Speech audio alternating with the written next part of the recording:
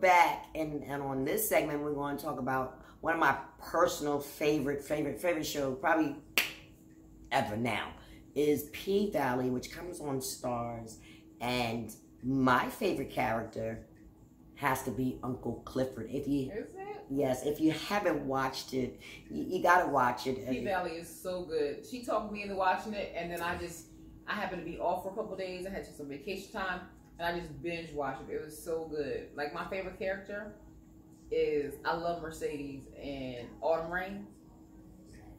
You know what I'm talking about? I like Mercedes. Her walk is to die for. Like, oh my goodness. But Uncle Clifford, I love what he brings to his character. And I know a couple of queens like him, and I wish more people like that would be more like him. But he holds like open and proud of it, just like I am. And he holds no bars. And I love when he bats his eyes and he's talking to little, what's his name? Little Murder, but you know, as he calls him, little nigga on there. Excuse me, no offense. Yeah, he called him little nigga. Remember, if you watched it, right? So in the first beginning of a couple of episodes, he's like, little nigga. Remember, he called Autumn, Winter, Spring. He's like, come on. Okay. Yeah, I love his accent. Very well played. I love that his grandmom has always accepted him for who he is, especially coming from, because they're in Mississippi, right? Yeah. In the deep, deep South. Like, the whole show is so seedy and grimy and Chucalissa. Yeah, it's so dark, but it's so entertaining, and these places exist in the world. You know what I'm saying? Like, the part of the world when everything else shuts down, this place is, you know, turns up. Basically, what happens, and it's so many different storylines to it behind the scenes and what's going on. These girls come in and go to work as strippers, everything that they're dealing with, and then they come in there and they perform. You know what I'm saying, for these men to get the money that they need in order to survive. And it's just, and if you don't have anybody to protect you, like Uncle Clifford is, if you don't have no one to protect you, those girls are at risk for being taken advantage of. You know what I'm saying? So he's a protector, but he don't have nobody to really protect him. You know what I'm saying? Exactly. And he's scared to fall for little Leonard, and it flashes back because I believe he was in an abusive relationship with a guy. He was. He told what's the name he was. Okay, so he's scared. He's feeling a little guy, but he's scared. And you know, P-Valley is also an outlet for a lot of people, so that brings Autumn's character into it. And you know, and actually Autumn, that's actually her daughter's name. We don't really know her. I don't know if we can know her real name on there, but it's Haley, ain't it? It's Haley. Yeah, it might be. I don't like her. Sorry, just don't. Why don't you like I her? just don't like her. I don't know what she's doing to make that money. Yeah, I don't know what she's doing, but it's different outlets. P-Valley is a different outlets, which is a strip club, because it's actually not called P-Valley. It's Puss Valley. Right. So, but they changed it to P-Valley. But very well entertained. But besides, wait a minute, hold on, sis. Besides Uncle Clifford, I love Crooked Eye. Boy, it reminded me of the BET Awards when Kelly Rowland did. She did that performance on the BET Awards, and when she we'll go back to Crooked Eye, when she did that performance on that pole and just how she just slid down, it makes me want to go. I really got to go to a strip club, because I don't know how these women do what they do, but they say it's all about your muscles. It's like exercise for them. Well, that's exercise. I know I got to work my back a little bit more, because my gosh. Terrible, I know. Anyway, so P-Valley, it's a must watch. I'm telling you, if you sit there and you watch it, you will be like, hey. And it's directed by Tasha Smith in Camden, New Jersey. Yeah. Like, I think it might be created and directed, and everything is women behind the scenes that's doing all this. And it's a beautiful thing to see everybody, like all these black directors coming out, making all these great films. Yes. Showing a different array of black people. You know what I'm saying? In all these different shows, like Shy, that's black.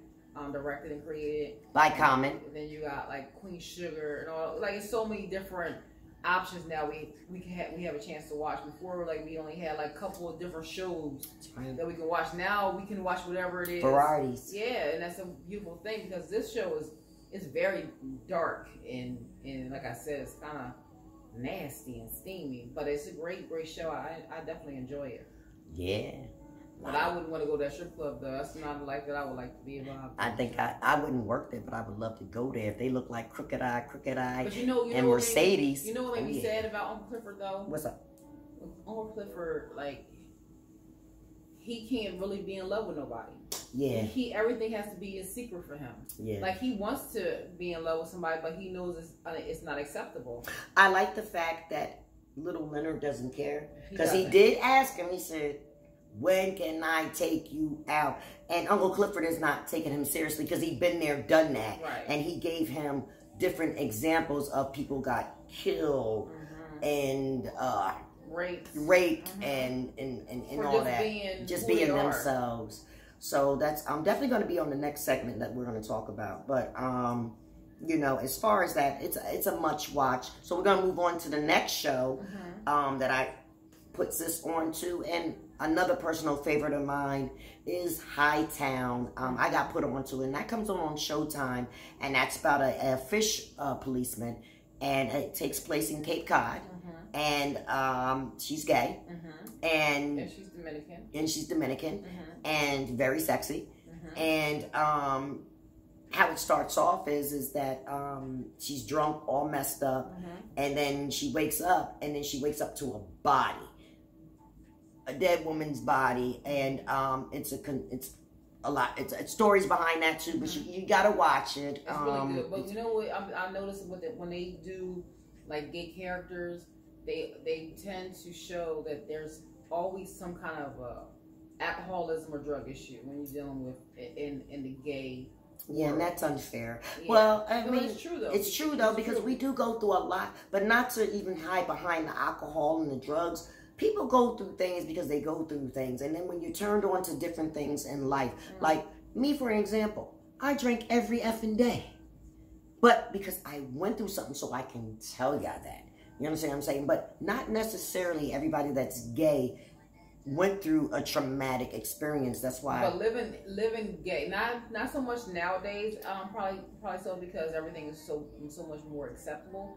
But when we were younger, a lot of people, and before us, were on drugs and alcohol because it was hard to live and be true to yourself, and then had to hide who you are. You know what I'm saying? So people were self-medicating. You know what I'm saying? And that's what they showed her doing, self-medicating. Yes. And her girlfriend left her because of that, and you find that out later on. So it's very well acted. Good show as well. You just gotta watch that. And then I would have to say my next show is The Chi. I think it's the best. I did like Brandon because, you know, the cooking and everything, but I think Lala brings a lot of flavor to the show this year. She does. I like how what's his name, Jacob Lattimore. I don't know if he's related to Kenny Lattimore. He is. Oh, that's his son. No, they're cousins. Oh, they're cousins. Okay, so that's where the talent comes in, and he's also out here in Sicklerville too. He's a singer. He has been to the barbershops out here, and you got to listen to some of his music. It's actually great. So I plug you in on that. What you think about how they dragged out this whole the Keisha scene? Yeah, I'm glad they ended it when they did. It was pretty much predictable, but not predictable. I don't know if y'all understood what I said. I mean, I'm happy that they highlighted this whole sex trafficking because it's a big thing. It's terrible. Like, people are, from what I've been told, people are just being like plucked off the streets and thrown in the vans, and that's real shit. Girls go to college, even boys go to college, and they're lured on these dating apps and things like that, and they never are found again. You know what I'm saying? So for them to really highlight that and to show the ugly side of that situation and how hard it is for her to reacclimate back to life when she gets back home, and now she's pregnant by this abuser, and that's also hard because... Wait a minute, I didn't see the last episode. Well, I'm talking right now. Dang it. So she's pregnant, and so she got to deal with the fact that she might want to keep a baby that's going to remind her every day of somebody who abused her. And that a lot of those women deal with that because they feel like that baby is some kind of saving grace or something. But you gotta look at that baby in the face every day and know that baby is from a terrible situation. And you gotta think this child's gonna grow up to know that their father was a rapist. So why would you even want to bring a child into that situation? I don't understand it, but we're gonna find that out in the next episode. So, and again, and just how society is set up and media about, oh, the child wasn't asked to be brought in this world. No, a child did not, definitely. And to be molested or raped, to even have that happen, I think it's terrible. And in those instances, I'm against abortion. I do not believe in it. But in those, I don't think that I could ever be able, for one, to live with myself and to raise my child knowing that I got raped or molested by this person. I me personally, and as much as I really am against abortion, I don't think that I could do it. And in that instant, as much as much as I am against abortion, I don't think that I could, and I know it's a sin. And well, one thing that is a sin, I don't think that I could. Not one sin is greater. Yeah, I know, but so yeah, I don't think that I would be able to. So I think this season of The Chi is actually very good. But I still think that they could have worked around the Brandon thing. I know everybody is so sensitive about women speaking up, saying they're being harassed and so on and so forth. But you can't just throw everybody away. Yeah. Like what he did with the other actress, it didn't rise to the occasion. To me, it didn't rise to the occasion that he should be terminated and they try to end his career. Like, that's what you have counseling for. That's what you have mediation for. That's when you discuss certain things at work in the HR department. That's when you go on suspension. You know what I'm saying? You just don't just throw somebody away to this degree. Like, I just don't understand. Everybody's so sensitive about every single thing nowadays.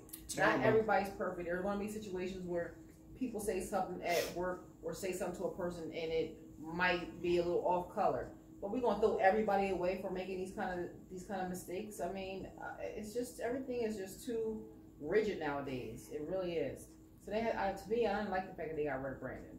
I don't like it as well. I think that the situation could have been rectified. It could have been fixed. If you watched his interview, he said, she called me for advice and I gave it to her. I never touched her or nothing, but they couldn't believe this man's word. So then this is where we go back to discrimination and racial profiling. It's terrible. It's terrible. They never revealed what color she was. And it doesn't matter what color she is. No, it was the black chick that played his wife. That's the one that made the accusation. Okay, her. Now, she was ugly anyway. So, just like Gina and Martin, terrible things. Terrible things. And when you want to accuse somebody of something, make sure you have the facts behind it. And as far I'm not saying that she wasn't being harassed. I'm not saying that either. I'm saying that she asked for help earlier and they didn't intervene. And then when she brought it to the media, then they acted too harshly. They should have stepped in and they should have did the proper intervention and all that different steps to resolve the issue. But they didn't do it from the beginning when she was complaining about it from the jump. They could have resolved this before it even got to the point that it had gotten to. Now let me ask you a question. Was it from Brandon? Because he said it was from another cast member. No, the wife, the one that plays his girlfriend, said she wasn't gonna be able to continue acting on set with him because he was sexually harassing her. Okay. But they said that she had been reporting that months and months and months ago. But when this whole thing with Harvey Weinstein and all this stuff came about, then that was their way of putting out the fire by throwing him away. So I thought Cece was about to come here. But yeah, so I just thought that they jumped, they really was too fast with that one. You know what I'm saying? This ain't no Harvey Weinstein situation. He ain't do anything physical to her. Not to say he's right for if he was harassing her, because no one should be harassed at work. It just should not be. But you know what? Unfortunately, harassment happens all day, every day. It all depends who the person is, because I'm going through it right now. Yes, I am. But it's terrible. And I'm not even going to bring race up in it, but unfortunately, my situation, because but it's related, Carla. It's the same thing we were talking about, discrimination. So until we know the facts, Brandon, good luck to you. I only know your name, Brandon the character. I'm pretty sure you'll be in other things, brother, and keep it pushing. We don't know the facts as well. We only know what's on social media. That's all we know. That's all we know. Okay. So, thank you. And again, if you're watching this for the first time, I'm T Fent, and it's my partner, CJ Gardner. Subscribe and like, please. We at least want to get 100 views. Please, please, please. At least that. And we even appreciate you if you're even viewing this right now. Tell a friend to tell a friend. And we have one more segment for y'all. After these messages, we'll be right back. Hit that like button. Thank you. Yeah, make sure y'all hit that like button too. Peace.